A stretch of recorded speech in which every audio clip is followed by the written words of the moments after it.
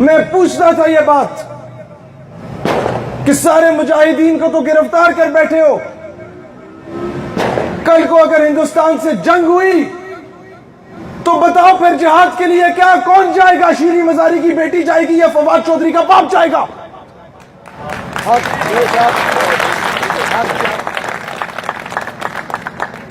مجھے بتاؤ کون جا کے جانوں کا نذرانہ دے گا؟ ملک کی عزت کو بیچنے والا کبھی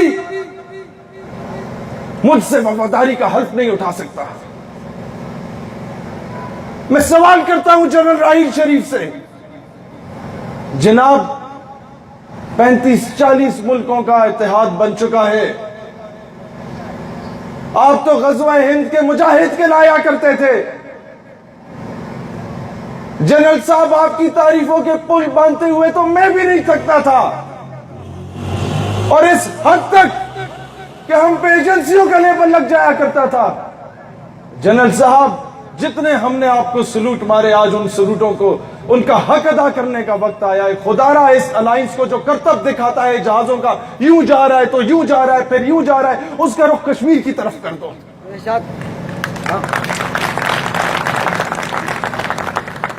دوستان ذی وقار، شکوہ گلہ اپنوں سے کیا جاتا ہے۔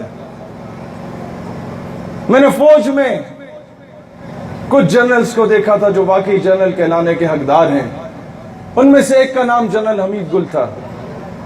وہ بچپن میں اکثر ان کے پاس جایا کرتا تھا اور جا کے ان سے پوچھا کرتا تھا کہ انکل یہ جو صورتحال پاکستان کی ہے آگے کیا ہوگا، ہم تو غلامی کر رہے ہیں۔ میں بہت مایوسی کا شکار تھا جو عالم آج آپ لوگوں کا اور ہمارا ہے۔ انہوں نے مجھے کہا کہ بیٹا، مورخ یہ لکھتا ہے کہ پاکستان نے امریکہ کی مدد سے روس کو شکست دی۔ میں نے کہا انکل وہ بات درست ہے، آگے کیا ہوگا؟ وہ کہتا ہے بیٹا میں رہوں یا نہ رہوں لیکن گواہ رہنا، مورخ یہ لکھنے پہ مجبور ہو جائے گا کہ پاکستان نے امریکہ کی مدد سے امریکہ کو شکست دی، اور انشاءاللہ یہ کام ہم کریں گے۔ آج یہ اعلان کرنے کی ضرورت ہے کہ جناب تعلیم کے نام پہ ہمیں کسی دوسرے ملک سے فنڈنگ کی ضرورت نہیں ہے۔ جب وہ فنڈنگ آتی ہے تو آپ کی کتابوں سے غازی علم الدین شہید کے ٹاپک کو نکال دیا جاتا ہے، جب وہ فنڈنگ آتی ہے تو آپ کی کتابوں سے خلفائے راشدین اور اہل بیت کرام علیہ السلام کے ٹاپکس کو نکال دیا جاتا ہے، جب وہ فنڈنگ آتی ہے تو پھر کتابوں سے غیرت نکال دی جاتی ہے، پھر بتایا جاتا ہے کہ قوم کی بیٹی رابعہ بصری نہیں ہے، قوم کی بیٹی تو سنڈریلا ہے جو بھاگ گئی شہزادے کے ساتھ۔ کیا بنانا چاہتے ہو قوم کی بیٹی کو؟ جب میڈیا پہ بار بار ڈرامہ دکھا کے قندیل بلوچ کو آئیڈیلائز کیا جاتا ہے، دوسری طرف میڈیا پہ بار بار یہ پنڈی کھیب ہے، یہاں پر 12-14 دھماکے ہو جائیں میڈیا کو پہنچتے ہوئے نا 2-3 گھنٹے لگ جائیں گے، اسی طرح لائیو کوریج کے لیے وہ 6 گھنٹے دور پنڈی سے سوات کے نکڑ میں کسی کو گولی لگ جاتی ہے اور میڈیا اس سے گولی لگنے سے پہلے کوریج کو موجود ہوتا ہے۔ کیا ڈرامہ رچانا چاہتے ہو جو کتاب میں جا کے لکھتی ہے کہ داڑھی والے کو دیکھ کے معاذ اللہ مجھے فرعون یاد آ جاتا ہے؟ ایسے لوگوں کو تم لوگ ہم پہ مسلط کر رہے ہو، شرم سے ڈوب مرنے کا مقام ہے۔ دوستان ذی وقار، آج اس قوم کی غیرت کو جھنڈوڑنے کی ضرورت ہے، آج اس قوم کی اس عزت کو جھنجھوڑنے کی ضرورت ہے جس عزت کی خاطر، جس غیرت کی خاطر ان لاکھوں جانوں کا نذرانہ دیا گیا تھا، اس کے بعد جا کے یہ وطن عزیز ہمارے وجود میں آیا تھا۔ اب میں آپ کو یہ بتانا چاہتا ہوں کہ کس طریقے سے